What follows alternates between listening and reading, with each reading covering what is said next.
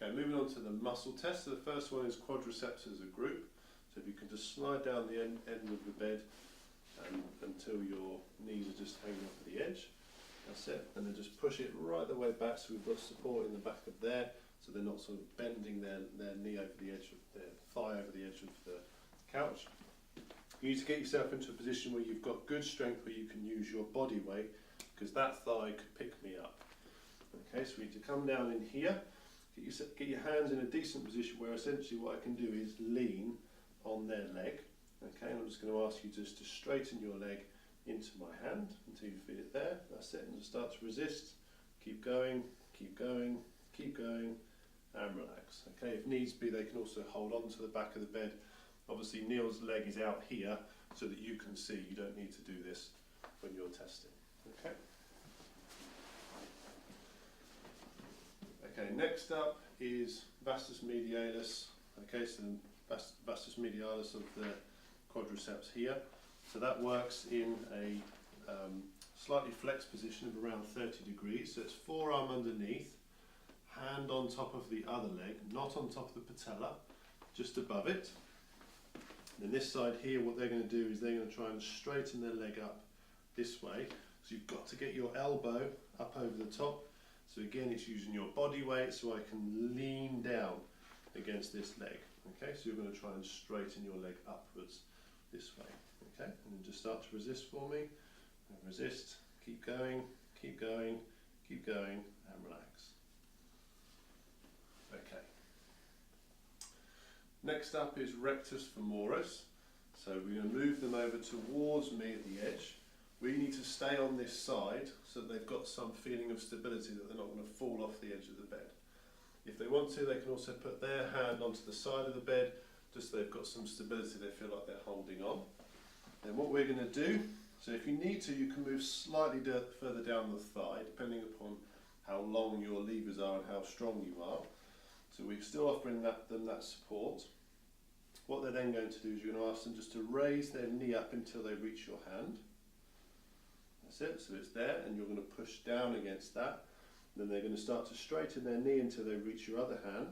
And then it's down here, around about 30% strength, the rest of it down on your other arm. Okay, so just start to resist for me, and resist, resist, resist, and relax. Okay. Okay, next one is the Tensor Fascia-Latae via the iliotibial band. So if you can turn on your side towards that way. So the knee underneath needs to be stabilising, or the leg underneath is stabilising them in a kind of a triangle shape, and make sure the rest of their body is nice and straight. And then this side here, leg out so that it's a straight line all the way up their back, pillow underneath their head so they're nice and supported. Just hold your leg in that position for me. You want to make sure their foot is facing forward as well. You need to stabilise the pelvis as well, so you have to move just rolling up your t-shirt slightly and rolling your shorts down so that I can feel the top of your pelvis. Yep. So then you're stabilising onto here. The TFL is at the very top, runs down via the ITB and crosses over the knee. So we're then going to support from below the knee. And what I like you to do is just raise your leg up into my hand. Again, elbow up, and then we're going to push down.